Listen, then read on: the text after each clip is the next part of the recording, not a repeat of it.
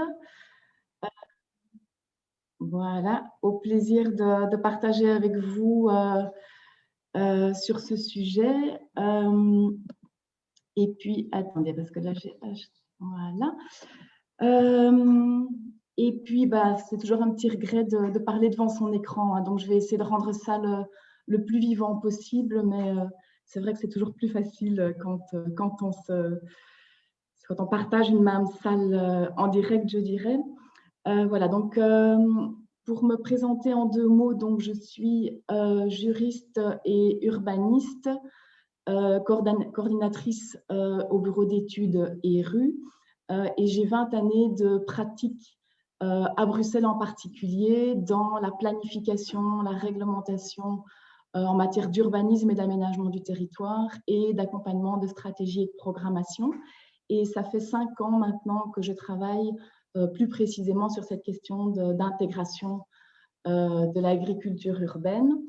Alors, l'objet de mon exposé aujourd'hui, c'est de pouvoir vous donner des clés de compréhension sur cette réglementation urbanistique environnementale qui, comme je l'expliquerai, n'est pas conçue pour l'agriculture urbaine, mais qui néanmoins constitue le cadre qui contraint, encadre, soutient cette fonction. Avec un petit mot autant que possible par rapport aux procédures. Donc ici, c'est une introduction très générale et donc n'hésitez pas dans la suite des questions et réponses à venir plus précisément avec des questions pratiques et notamment par rapport à des projets que vous mèneriez ou qui sont dans vos cartons. Alors, pour commencer cette présentation, je partirai de 4 figures pour se poser la question comment appliquer cette réglementation à un projet où l'agriculture s'inscrit.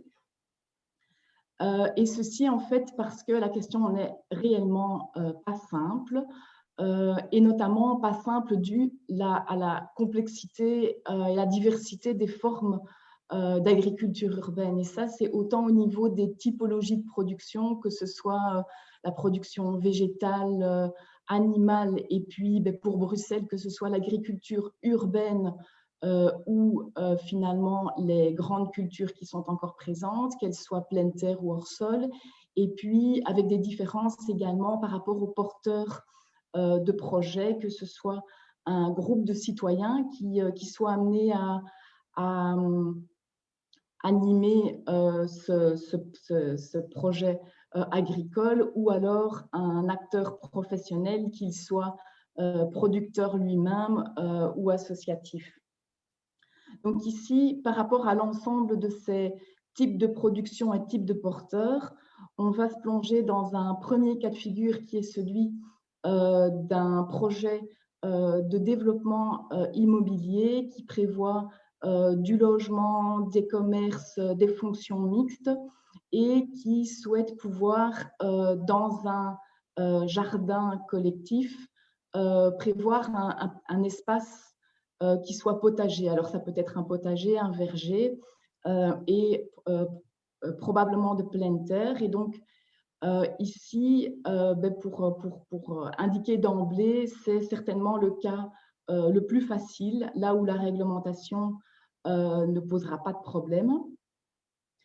Alors, un deuxième cas de figure, c'est celui d'une possibilité d'introduire de l'agriculture dans un site qui est en totale reconversion. Alors ici, j'ai pris l'exemple de la gare de l'Ouest, avec une très grande friche aux abords du chemin de fer qui comprend 90 000 m² de construction avec différentes fonctions du logement et de l'économie, et pas mal d'espaces verts. Alors, c'est un cas qui me tient à cœur parce que ce fameux plan d'aménagement vient d'être approuvé, avec donc le lancement à terme de l'ensemble de ces projets.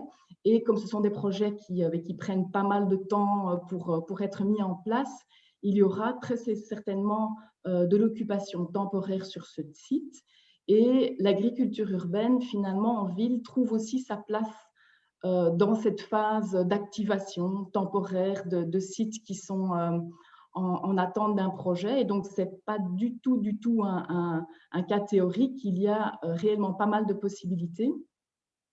Et donc, ici, la question est déjà avec un degré de complexité supplémentaire et bien évidemment dépendra de où s'inscrit ce projet, que ce soit dans les zones bâties ou dans les zones vertes et en fonction des différentes fonctions. Et puis, le troisième projet, et donc là, on fait un petit pas supplémentaire par rapport à la complexité. Donc, on est ici en zone d'habitation avec un quartier qui comprend pas mal de logements, d'appartements et également des équipements collectifs. Et puis, on imagine que ce soit les toitures qui soient réinvesties. Et donc ici, comme on peut le voir sur le croquis, par le biais d'une serre et par le biais de différents bacs potagers. Et donc ici, vous en doutez très certainement, il y a pas mal de questions qui se posent pour pouvoir autoriser ou non ce type de projet.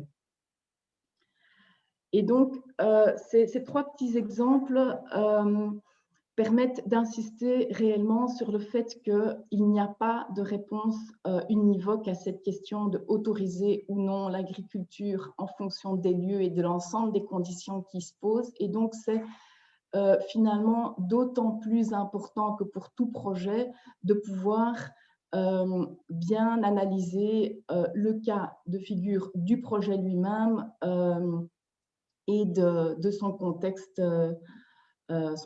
direct. Alors maintenant, pour rentrer plus précisément dans ces différentes règles, ce que je proposerais, c'est de brosser l'état des lieux de ce cadre réglementaire et de pouvoir indiquer autant que possible la manière dont on a une situation aujourd'hui au T et les évolutions et perspectives futures. Et donc, quand on a des évolutions qui sont déjà activées, quand je présenterai les aspects civils, urbanistiques et environnementaux, je préciserai la manière dont les textes sont déjà en voie de reformulation. Mais donc, ici, je vois que ça n'avance pas. J'ai un petit problème avec mon PowerPoint. J'essaye peut-être de bloquer. Vous m'entendez en fait? Le son fonctionne bien? Oui. Oui, on t'entend bien et on est sur la table des matières. Oui, je vois. Moi-même, c'est la table des matières. En fait, elle reste bloquée. Et donc, je suis vraiment désolée, mais je vais arrêter le partage et le recommencer. En fait, j'ai déjà eu ce petit blocage. Donc, voilà.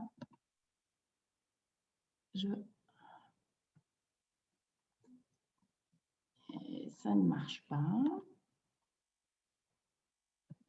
Non,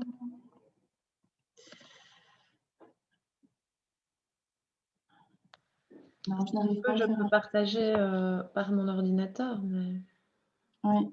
Ça sera moins pratique. Oui. Et en fait, ici, j'essaye. Voilà, ici, ça fonctionne. Voilà. Désolée, hein, c'est les petits blocages de la technique des webinaux. Voilà. Donc, ce que j'indiquais, c'est que on est à une situation où on a une réglementation urbanistique et finalement environnementale également, qui précède de 10 à 15 ans les premiers projets d'agriculture urbaine. Donc, au niveau de l'urbanisme, on a le plan régional d'affectation du sol, le règlement régional d'urbanisme, qui sont maintenant à une phase de transition et donc qui sont dont la réforme a été actée, donc depuis l'année passée pour le plan, depuis quelques années et en voie de relancement maintenant en 2021 pour le règlement, alors que le retour des producteurs agricoles en ville est situé au niveau de 2012 pour les premiers agriculteurs urbains pleine terre, et puis 2014, 2016, et donc l'état des lieux qu'on fait au niveau du facilitateur, c'est vraiment une phase de croissance, de développement de cette fonction. Et donc, on est finalement à une situation relativement compliquée où on a de plus en plus de projets où ces questions se posent, alors que finalement, on est en parallèle avec une phase de révision de ces différents plans. Donc, ici, c'est un petit récapitulatif de la manière dont l'ensemble de ces plans et stratégies sont actuellement en cours de réécriture.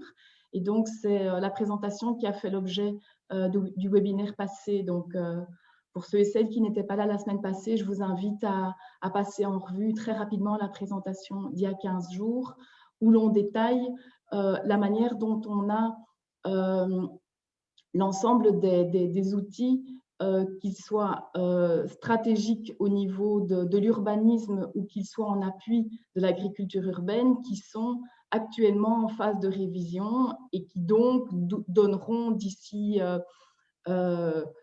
2, 5 années pour les plus longs, une stabilisation par rapport à cette réglementation. Mais donc, aujourd'hui, il faut faire avec, hein, comme on dit en Belgique, et donc appliquer la réglementation applicable à ce jour avec ses imperfections, mais avec en parallèle une capacité, possibilité de pouvoir interpréter là où il y a des lacunes.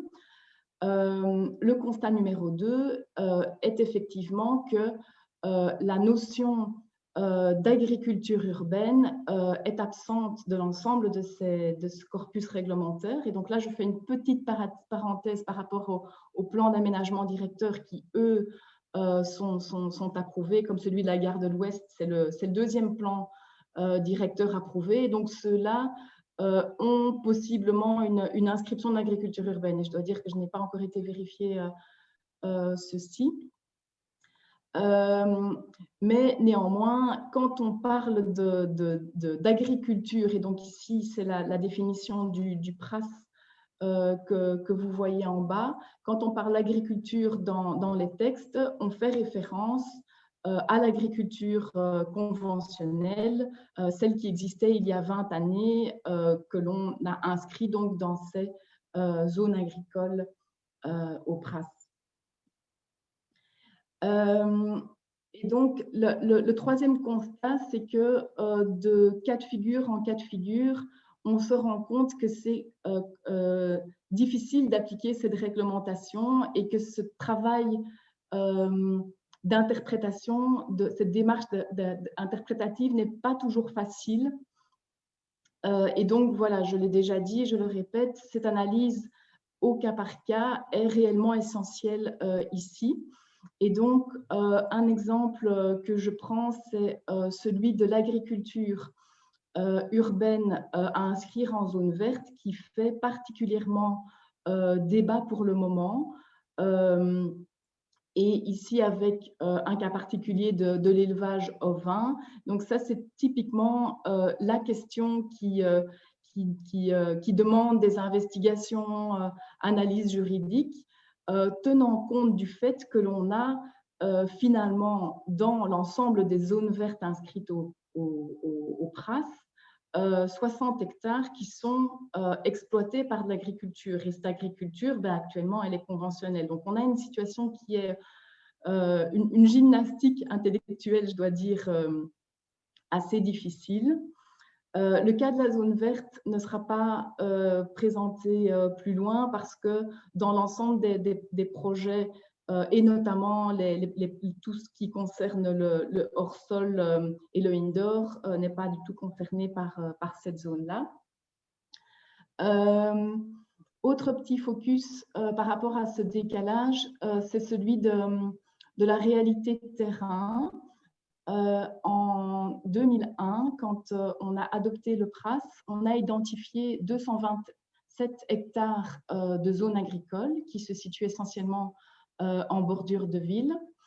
Et par rapport à cette agriculture conventionnelle, dont on connaît l'existence par le biais des inscriptions à la politique agricole commune, donc les subsides qui sont donnés par l'Europe, on voit déjà qu'il y a 111 hectares qui se développent en zone agricole, alors qu'on a 237 hectares inscrits en agriculture. Et donc, on a déjà plus de la moitié de l'agriculture qui se développe ailleurs, et donc je le disais notamment en zone verte, mais pas que.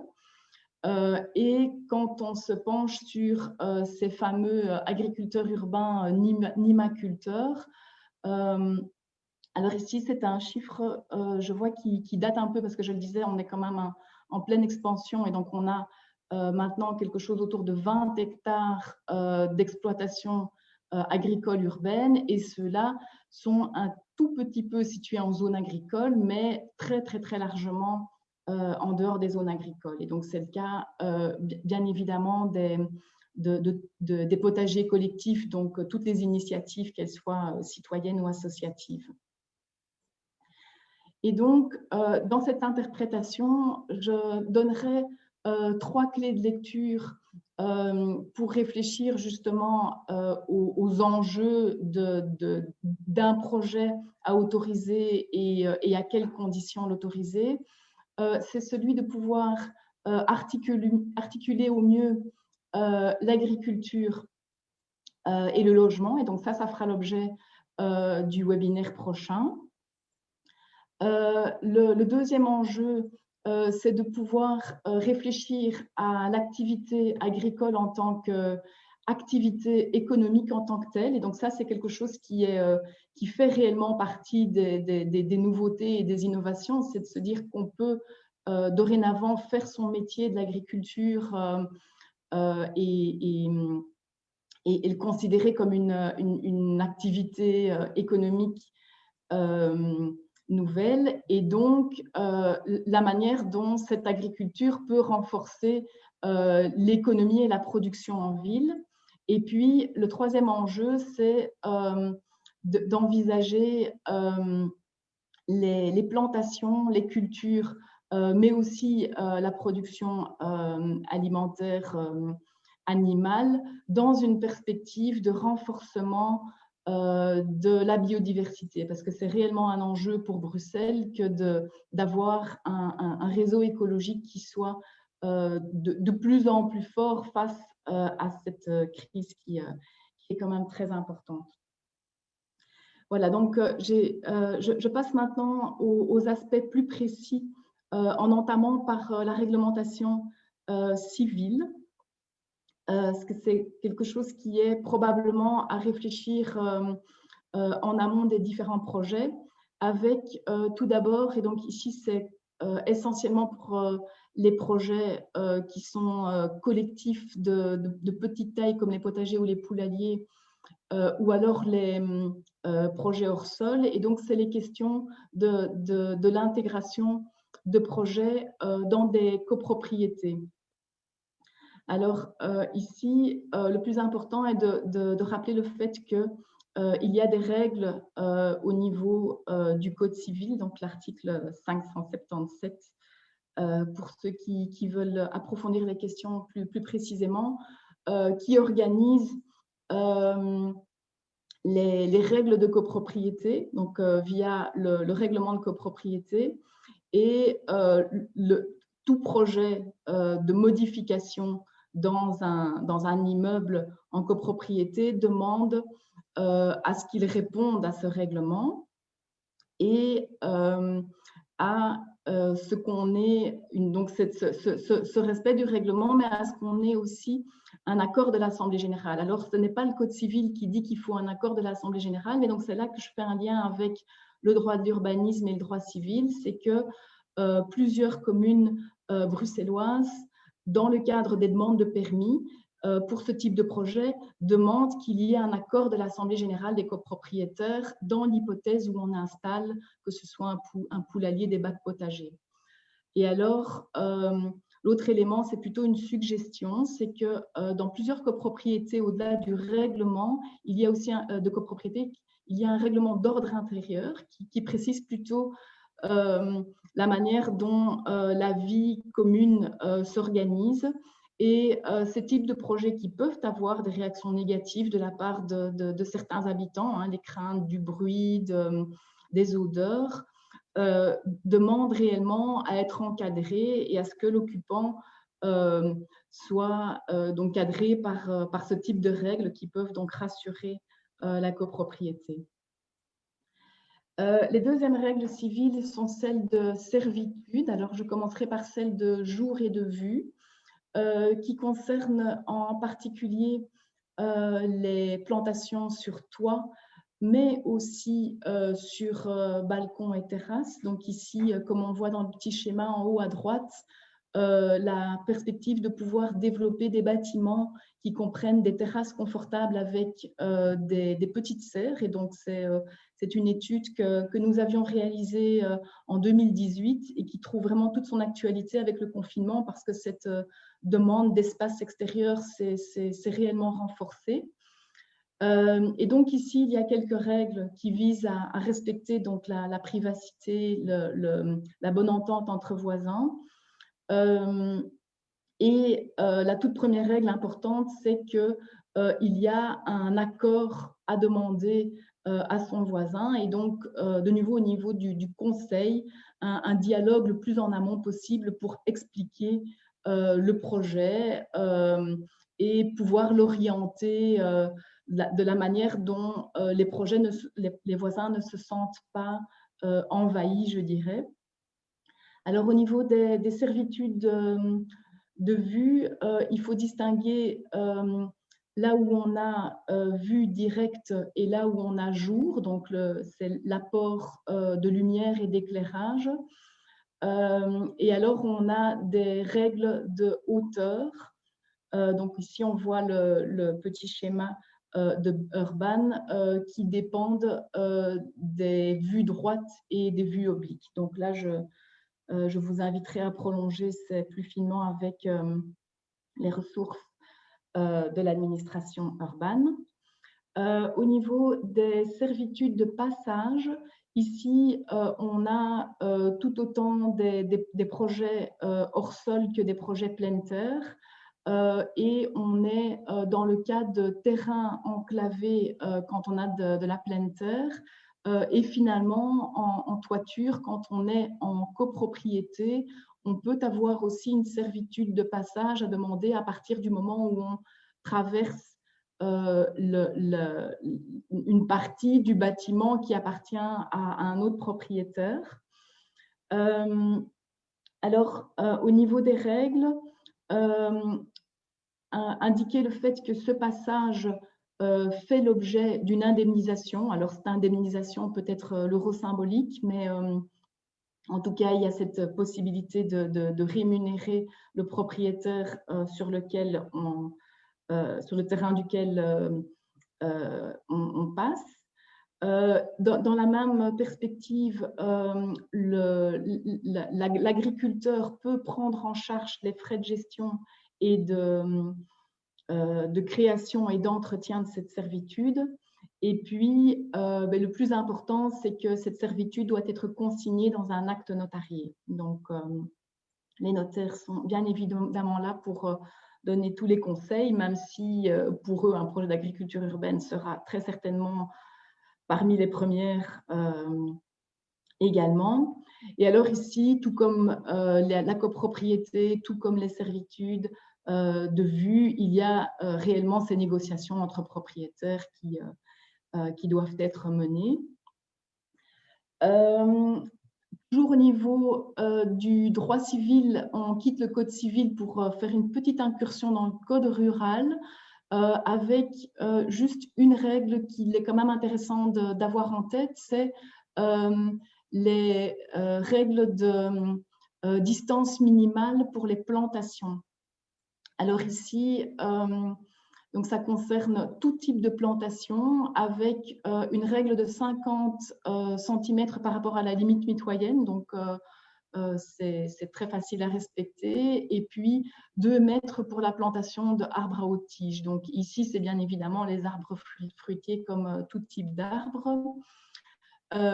Avec néanmoins le fait qu'il y a une prescription. Et donc, ça veut dire que si sur le terrain qui vous concerne, vous avez des arbres qui ont été il y a plus de 30 ans, la prescription là, s'applique. Mais donc, ça veut dire que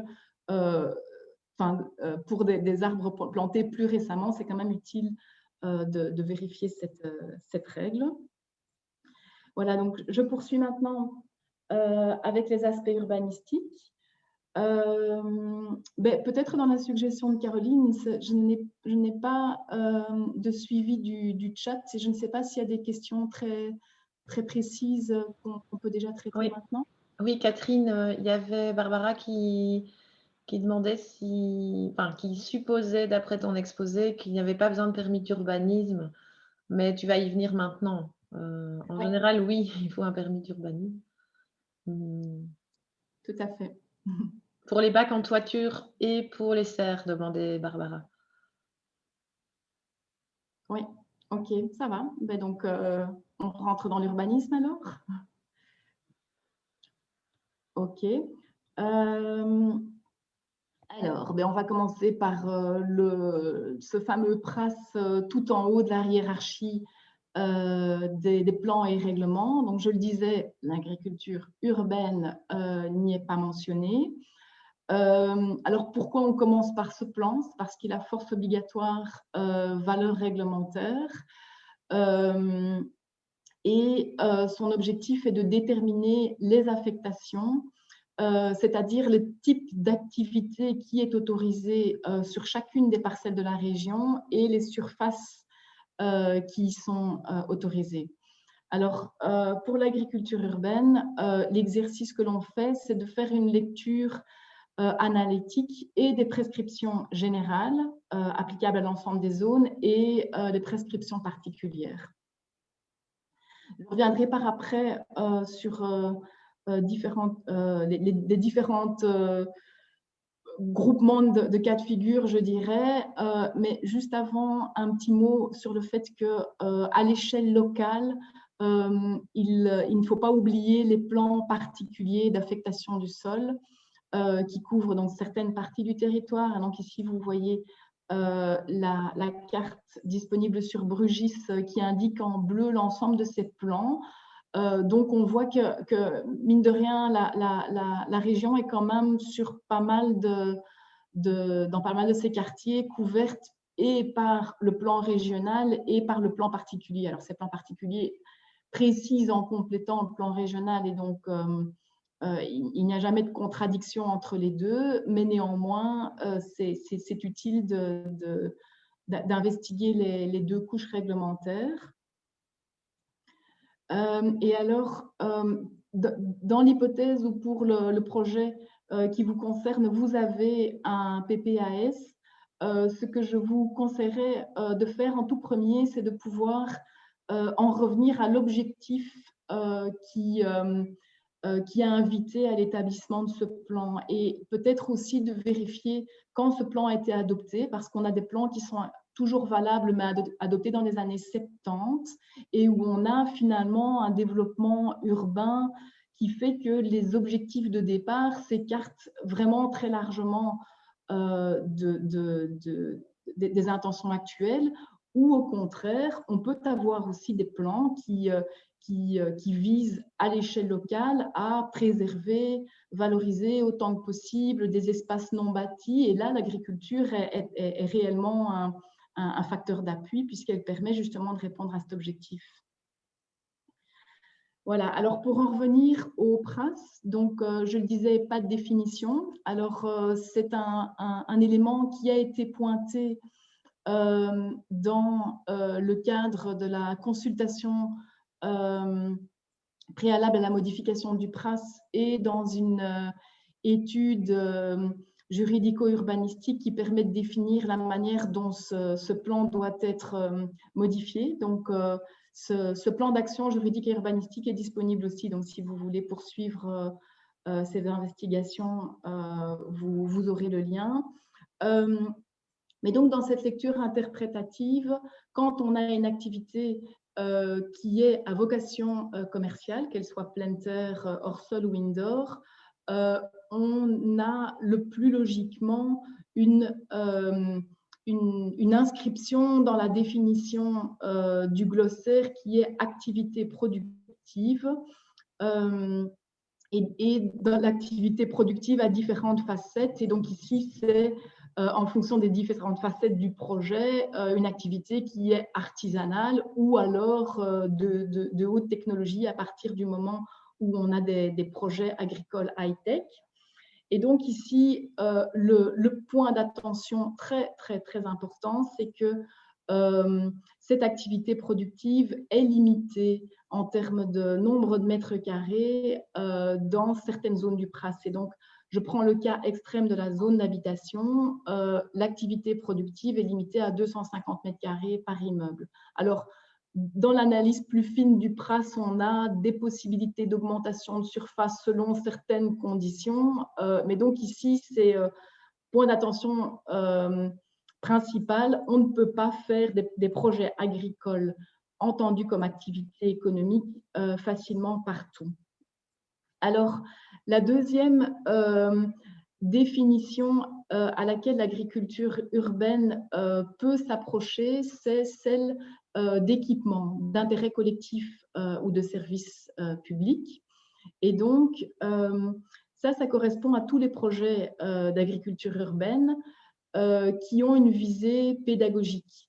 Alors, c'est pédagogique, sociale ou d'amélioration de la santé. Donc ici, on pense en particulier à des projets. Et bien ici, on a l'image d'un projet existant qui est celui de la ferme de Jette. Et cette ferme de Jette connaît aussi une petite évolution maintenant, en ce sens que c'est une ferme qui existe depuis des dizaines d'années comme ferme pour enfants, qui devient dorénavant aussi une ferme pour adultes. Donc, c'est aussi une évolution, c'est de considérer que la pédagogie et donc la conscientisation, l'information de ce qu'est finalement le fait de produire notre alimentation n'est plus réservé aux enfants, mais les adultes aussi doivent se former en la matière. Et donc, si vous développez un projet qui a une facette pédagogique d'insertion socio-professionnelle, à ce moment-là, il y a plus de possibilités d'inscription dans le territoire, en ce sens qu'on a une prescription générale qui permet d'intégrer des équipements dans toutes les zones. Alors, de nouveau, moyennant des conditions, mais donc c'est le type de fonction qui est soutenu partout. Alors enfin, la troisième définition, c'est la notion d'espace vert. Et donc ici, il ne faut pas confondre un espace vert et alors la zone verte en termes de zonage, affectation. Et donc, on peut ici considérer qu'un projet agricole a une facette espace vert à partir du moment où on a des projets, mais à ce moment-là, qui ne sont pas professionnels. C'est plutôt des projets qui ont une valeur d'agrément, de détente, où le porteur de projet met réellement dans son type de culture, dans l'ouverture au public également, cette mise en valeur de la biodiversité, de l'inscription au maillage vert. Et donc ici, tout comme pour les équipements, les espaces verts sont incités dans l'ensemble des zones du PRAS dans cette perspective de contribuer au maillage vert régional. Donc je le disais, dorénavant, on a les plans d'aménagement directeur qui cohabitent avec le PRAS. Donc c'est un nouvel outil qui a maintenant 3-4 années d'existence avec 2 PAD qui ont été approuvés jusqu'à ce jour et une quinzaine de PAD qui sont actuellement en cours de fabrication. On a ce petit schéma-ci ici qui ne représente pas l'ensemble de ces plans et je ne suis pas sûre que cette cartographie existe. Il faut se renseigner au niveau de perspective qui est l'administration en charge de la planification. Et ce qui est important à savoir, c'est que c'est un plan qui coexiste au niveau réglementaire à celui du PRAS. et il abroge l'ensemble des dispositions qui lui sont contraires, donc que ce soit les PRAS, les PPAS, les règlements. Donc, il a cette capacité de faire table rase par rapport aux règles. Donc, si vous avez un projet dans un PAD, vous ne devez pas examiner le PRAS avec la même attention. Alors, toujours dans le même volet urbanistique, c'est la police du patrimoine pour ce qui est patrimoine bâti et en lien donc avec l'environnement, les différentes réglementations pour la préservation du patrimoine naturel. Donc, au niveau du patrimoine naturel, on a certaines zones classées sites Natura 2000. On a également en région bruxelloise différentes réserves naturelles, réserves frontières. Donc, Brugis donne l'indication de ces différentes zones. Et puis, on a l'application de l'ordonnance relative à la conservation de la nature. Et au niveau du patrimoine bâti, donc ça c'est le code bruxellois de l'aménagement du territoire qui identifie les règles pour à la fois les biens classés inscrits sur la liste de sauvegarde et puis les points d'attention particuliers pour les biens qui sont repris à l'inventaire du patrimoine ou en zone d'intérêt culturel, historique, esthétique. Et donc ici, c'est en particulier au niveau du patrimoine bâti, pour ce qui concerne l'implantation de volumes en toiture, là où on a des bâtiments de qualité, que ce soit le bâtiment lui-même ou un bâtiment voisin. Alors, le règlement régional d'urbanisme s'applique également, donc adopté en 2006. Donc, c'est toujours ce règlement qui est en vigueur où l'agriculture urbaine n'est pas mentionnée. Il a la même force obligatoire et valeur réglementaire, avec des possibilités de dérogation, mais qui néanmoins doivent être motivées et justifiées, et qui demandent aussi la consultation des riverains par les mesures particulières de publicité. Et donc ici, quand un projet est soumis à un permis d'urbanisme, cette consultation que je suggérais dans le droit civil est réellement à faire en amont de ces mesures particulières publicité, de manière, ou alors en parallèle, de manière à avoir ce contact direct et privilégié plutôt que les affichettes rouges dans l'espace public. Alors, pourquoi il s'applique à l'agriculture urbaine? C'est parce qu'il définit les conditions d'aménagement et de transformation. Et on a en particulier le premier titre relatif aux constructions et à leurs abords qui est applicable. Quelques règles par rapport à l'accessibilité pour les personnes à mobilité réduite dans l'hypothèse où le projet s'ouvre au public. Donc ça, c'est plutôt les projets à vocation pédagogique.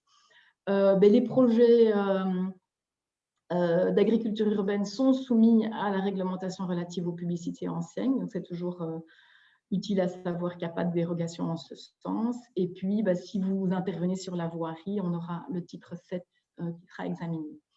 Alors, pour passer très rapidement en revue les règles qui possiblement pourraient impacter le projet, il y a celle des profondeurs maximale de construction et le fait que pour ce qui est la zone de cour et jardin, donc les parties blanches sur le petit croquis ici que l'on voit, on a la nécessité via ce règlement de maintenir 50% de surface perméable. Et donc ici, c'est bon à savoir, notamment s'il y a un projet de serres, de pépinières qui s'installent en intérieur d'îlots. Et enfin, on a le cas de la pousse qui pousse à Saint-Gilles. Il y a possiblement une dérogation qui serait à demander par rapport à cela. Et donc, consultation des voisins. Alors, donc, j'indiquais la réforme du règlement en cours. On a une première mise à l'enquête publique au premier trimestre 2019. Il y a eu énormément de commentaires, réclamations, remarques, avec un temps d'analyse par l'administration et la décision ici au printemps 2021 d'engager une nouvelle réforme plus fondamentale de ce règlement. Alors, quand même indiquer le fait que dans le premier travail de réforme fait en 2018-2019, il y a eu, en tant que facilitateur, on a appuyé et Bruxelles Environnement et Urban dans cette perspective. Il y a eu la volonté de rendre plus facile l'autorisation des serres et des potagers urbains en toiture. Alors, ce n'est pas pour les dispenser de permis, mais en tout cas, c'est d'avoir des permis simplifiés et donc de ne pas avoir un mécanisme de dérogation pour ce type d'aménagement. Mais donc ici, voilà, ce sont des règles qui ont été écrites qui n'ont pas été adoptées à ce jour. Donc, à la fois, ça peut être utilisé comme élément de motivation et de justification de dérogation dans des cas pratiques applicables à ce jour. Alors, en ce qui concerne la nécessité d'un permis, on s'en réfère à l'article 98 du COBAT qui liste les travaux soumis à un permis pour l'ensemble de projets. Et donc, à partir du moment où on a une construction, qu'elle soit en toiture ou sur la pleine terre, et donc c'est notamment les locaux de rangement de matériel, ça peut être un abri ou un local de réunion pour les producteurs quand ils sont plusieurs. Il y a la nécessité d'introduire un permis d'urbanisme. Alors, indiquer quand même le fait qu'il y a actuellement une ordonnance qui identifie les travaux de minime importance et donc qui liste l'ensemble des travaux qui sont soit dispensés de permis, soit soumis à une procédure simplifiée. Cette ordonnance est aussi en cours de révision, donc c'est vraiment cette perspective de réforme globale et n'intègre pas encore l'agriculture urbaine non plus. Mais néanmoins, par rapport à des aménagements de toiture, des constructions de petites dimensions, donc par exemple, il y a des abris de jardin qui sont dispensés de permis, et donc si le local pour l'agriculteur est d'une surface suffisamment réduite, il peut être considéré comme un abri de jardin. Et alors indiquer aussi le fait que pour certains projets qui ont potentiellement un impact sur l'environnement, il est demandé d'associer au permis d'urbanisme un rapport d'incidence. Et alors au niveau des projets agricoles, on a notamment le cas de forage qui peut être nécessaire quand des projets demandent un accès à l'eau autrement que l'eau de ville qui est coûteuse, et ce n'est pas d'une logique durable de puiser sur l'eau de ville quand on a des grands besoins pour certains projets. Mais pourquoi c'est soumis à un rapport d'incidence, un forage? C'est parce qu'en fait, puiser dans la nappe phréatique peut avoir des incidences en fonction de où se situe la nappe, comment s'organise-t-elle par rapport au réseau des cours d'eau et des voies d'eau souterraines. Et donc, les services de Bruxelles Environnement sont consultés dans ce cadre-là. Catherine, merci. Du coup, peut-être on laisse un moment de questions sur les aspects permis. Oui, avec plaisir. Je pense que est-ce que Barbara, tu as réponse à ta question? Ou est-ce que tu veux… Juste, je me permets alors, et parce qu'en fait, on citait, et par exemple, il y avait des questions aussi sur les serres-tunnels. Alors là, quand on est en pleine terre, donc là, on est dans une construction qui est souvent aussi en plastique. Quand on est dans quel cas de figure? Mais on a eu une petite phase de flou et de questionnement en se disant qu'à partir du moment où il n'y a pas d'ancrage, à partir du moment où elles sont temporaires, elles seraient dispensées de permis, mais dorénavant, on soumet à permis aussi ces serres tunnels en fait. Et la dimension de ces serres est telle qu'on ne rentre pas du tout dans les dimensions des dispenses de permis. Donc oui, il faut un permis pour une serre tunnel. Est-ce que, Caroline, tu peux me dire s'il y a d'autres questions dans le chat? Parce que je ne le vois pas ici, en fait. Il n'y en a pas dans le chat, mais j'invite voilà, les personnes qui ont écouté ta partie urbanistique à poser des questions de clarification, si besoin, oralement.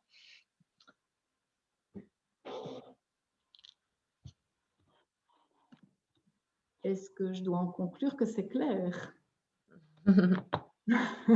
Semblerait, donc tu peux continuer. Ok. Du coup, il reste plus ou moins 15 minutes. Oui, ben on arrive à la fin de l'exposé hein, ici, donc c'est la troisième partie et qui est un petit peu plus courte. Et voilà, je me suis arrêtée et je vois que je n'arrive plus à faire avancer mes diapos. Donc, je recommence ma petite manipulation.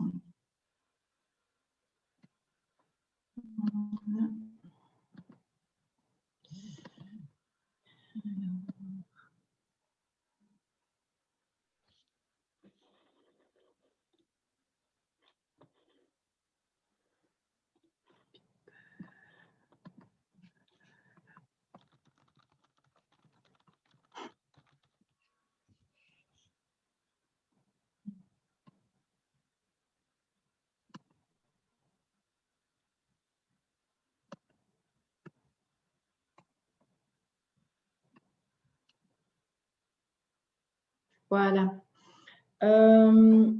Donc, quand on anticipe l'aménagement, l'installation d'un projet de production alimentaire, il y a également la réglementation relative au permis d'environnement qui est à analyser, à ouvrir dans ces champs de questionnement. Et donc, l'objectif de cette réglementation, c'est de pouvoir encadrer l'impact sur l'environnement. Et alors, c'est entendu au sens large, autant dans cette perspective d'environnement naturel, que ce soit, comme je le disais, hein, la gestion des eaux, et ce sont les eaux pluviales et les différents cours d'eau. C'est bien évidemment la question de biodiversité, la question de gestion des déchets, la question des nuisances, hein, je le disais également, la question du bruit d'une activité demande réellement à être prise en compte dans son intégration en ville, et ceci dans la perspective d'environnement urbain direct, et donc avec les différentes facettes quand on est en plein quartier urbanisé ou en bord de ville. Et donc, ces permis d'environnement permettent d'encadrer les différentes activités. Donc ici, avec l'agriculture, on a le travail de l'homme, et donc c'est notamment la question des machines agricoles ou alors des camions de livraison pour ce qui est acheminement des matériaux ou de la production elle-même. Et puis, le permis encadre aussi ce qui est infrastructure et alors produits. Et puis, dans une perspective d'agriculture biologique, on n'a pas le cas des produits toxiques, mais en tout cas, le permis d'environnement a aussi cet objectif-là. Et donc, ces différentes activités, infrastructures, produits sont repris dans une liste des installations classées qui détermine 4 types d'autorisation en fonction du risque plus ou moins élevé escompté de nuisances par rapport à l'environnement. Et donc, on a les installations de classe 3 qui sont simples déclarations, et puis une demande de permis à partir des classes 2 avec l'association d'un rapport d'incidence pour les classes 1A, et puis études d'incidence pour les classes 1B. Et donc, pour ce qui est notamment des ovins et de la volaille, des petits animaux, on a des règles par rapport au nombre d'animaux. Et donc, au-delà d'un certain seuil, il faut une déclaration de classe 3 ou un permis classe 2. Et donc, permis d'environnement, on pense aussi à l'installation de machines, services de réfrigération, producteurs d'énergie nécessaires à partir du moment où le projet n'a pas un accès direct au réseau urbain. Ah ben voilà, donc au niveau environnemental, c'est tout. Oui, en fait, il y avait encore une diapo et donc je vois qu'elle n'est pas ici, avec une deuxième incidence environnementale importante à prendre en considération, c'est la question de la pollution des sols. Donc c'est très, très important par rapport au projet de pleine terre. Et donc, c'est réellement une contrainte pour l'installation de plantations, y compris des arbres fruitiers, pour tout type de terrain qui a connu une activité polluante dans le passé. Donc, Bruxelles Environnement a une cartographie qui répertorie les différents niveaux de pollution, ou en tout cas, à partir du moment où ce niveau de pollution n'est pas connu, les suspicions ou au contraire le fait qu'il n'y ait pas du tout d'informations par rapport au terrain existant. Et donc, à ce moment-là, pour des projets agricoles, c'est vraiment important de pouvoir faire des tests de terre et d'envisager la plantation hors sol, donc par bac, même à partir du moment où on a un terrain pleine terre, dans cette perspective de respect de la santé par rapport à ce qui est produit. Voilà, donc j'en ai terminé pour la présentation.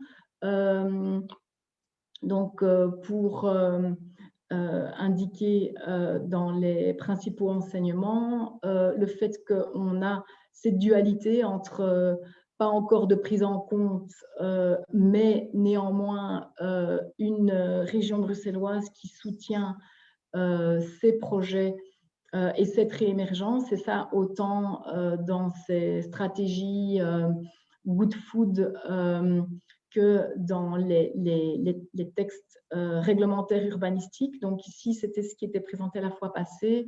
Un des 5 enjeux de modification du PRAS inscrit dans la déclaration de politique régionale est celui d'offrir un cadre à l'agriculture urbaine. Donc il y a réellement la volonté du gouvernement de soutenir cette activité. Le fait qu'il n'est pas facile de jongler avec l'ensemble de ces modifications réglementaires en cours, avec l'effet positif de ce mouvement croissant qui fait qu'on a de plus en plus de projets et d'initiatives et donc de plus en plus de cas de figure et de jurisprudence. Et donc, au niveau du facilitateur, mais ça, donc, je laisserai Caroline faire l'explication en fin de webinaire, on peut vous aider à faire le lien entre un cas et un autre cas similaire qui a déjà été, où la question s'est déjà posée, et donc de pouvoir orienter la manière dont le projet doit être organisé, éventuellement revu pour pouvoir être validé. Et donc, enfin, cette règle du cas par cas, avec au niveau du règlement régional d'urbanisme, une prescription générale en amont de ce règlement qui indique qu'en cas de doute, il y a la règle du bon aménagement des lieux qu'il faut prendre en compte. Et donc ici, pour l'agriculture urbaine, moi, j'insisterai réellement sur cette règle du bon aménagement de lieux et de pouvoir réfléchir à la manière dont le projet peut être non pas une contrainte, mais une plus-value pour l'environnement, et que ce soit l'environnement bâti, naturel ou social. Voilà, je vous remercie. Catherine, tu as encore un slide avec les ressources, je pense. Ah oui, tout à fait. Merci. Voilà, donc au niveau des ressources, outre les conseils du facilitateur, il existe un guide des principales réglementations dont cette présentation constitue une synthèse. Le site internet du facilitateur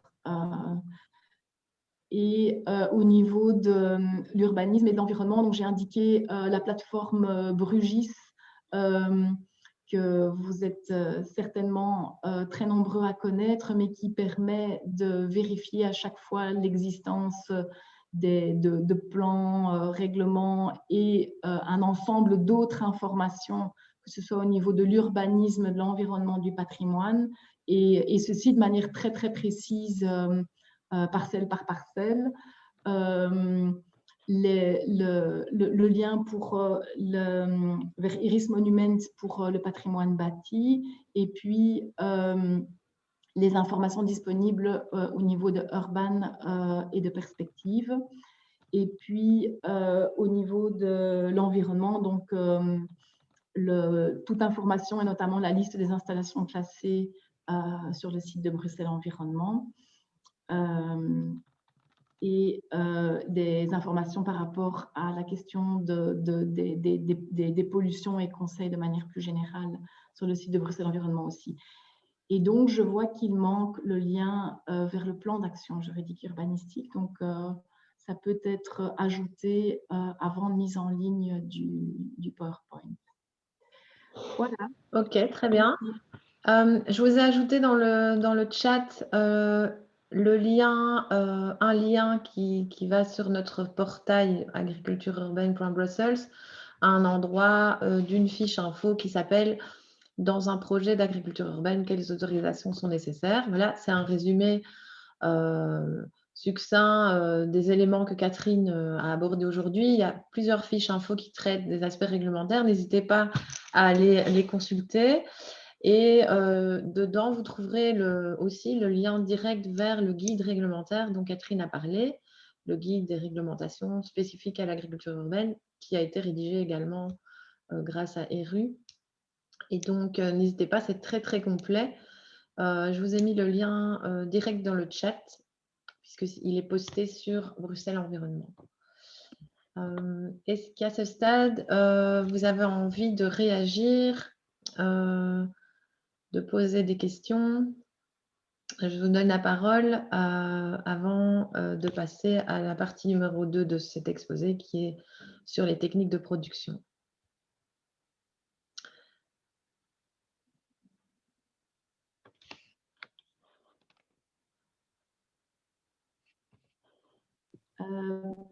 Barbara ? Ouais. Oui, je ne veux pas monopoliser la parole, mais c'est juste, j'attendais de voir. Moi, j'ai juste une petite question de clarification. Donc, parce que si on prend l'agriculture par des particuliers, hein, donc le cas, je me demandais, est-ce que vous ne devriez pas aussi parler du règlement de police alors? Parce que parfois on dit on ne peut pas avoir de coq, enfin, peut-être que ce serait intéressant quand on parle pour des particuliers.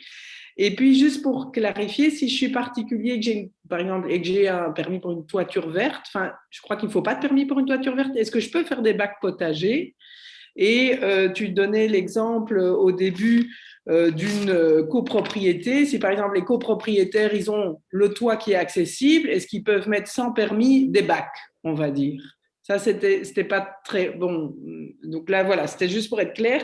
Et est-ce que un exemple, je ne sais pas si tu le sais, pour voir sur, par exemple, le projet BIG, quelle classe de permis d'environnement il a? Est-ce que tu sais, ou bien ça va dépendre de la taille des machines et des kilowatts installés, sans doute. Hein, ça doit être ça. Voilà. Oui.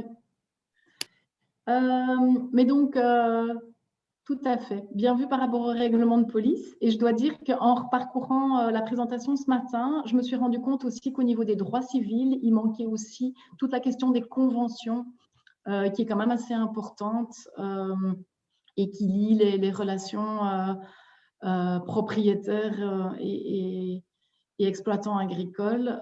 Donc, si on refait cette présentation, je propose d'ajouter ces deux éléments là. Surtout que règlement de police, j'avais entendu qu'il y avait une évolution il y a quelques années par la fusion des règlements des 19 communes en un règlement unique. Donc voilà, c'est autre chose à ouvrir. Et alors, par la question des bacs potagers en toit, pour moi, au niveau de l'urbanisme, il y a deux questions à se poser. La première, c'est, ou je dirais même trois. La première, c'est est-ce que ces bacs potagers sont visibles et donc apportent une modification de l'esthétique de la façade. Et alors, donc là, on a aussi une appréciation de où au niveau de l'espace public. Et donc, c'est différent si on a un grand parc devant un bâtiment qui fait un R+1 ou bien un R+8, un R+10. La deuxième question, c'est est-ce que ces bacs sont mobiles, amovibles, déplaçables, ou bien est-ce qu'ils sont ancrés sur la toiture? Et donc, à partir du moment où ils sont mobiles, amovibles, on peut considérer que c'est du mobilier non soumis à permis. Et puis, la troisième question, c'est est-ce qu'on a un changement d'affectation de la toiture? Et donc là, je dirais, est-ce qu'on a une toiture qui, par la construction du bâtiment, a été imaginé pour pouvoir être utilisé en fait comme toit terrasse par exemple. Et donc, dans l'hypothèse où c'est invisible, amovible et où à l'origine on a conçu ce toit terrasse, ben alors il ne faut pas de permis. Mais je précise que c'est mon interprétation et après, dans le guide réglementaire, j'indique qu'il y a un contact à prendre avec la commune. Il y a 19 communes, elles n'ont pas toutes la même interprétation d'une même réglementation régionale. Enfin voilà, c'est la région bruxelloise, on la connaît dans toute sa complexité. Mais enfin voilà, c'est mon analyse. Merci Catherine. Je ne vois pas d'autres questions dans le chat. Est-ce qu'il y a d'autres questions pour l'urbanisme, les aspects civils ou autres?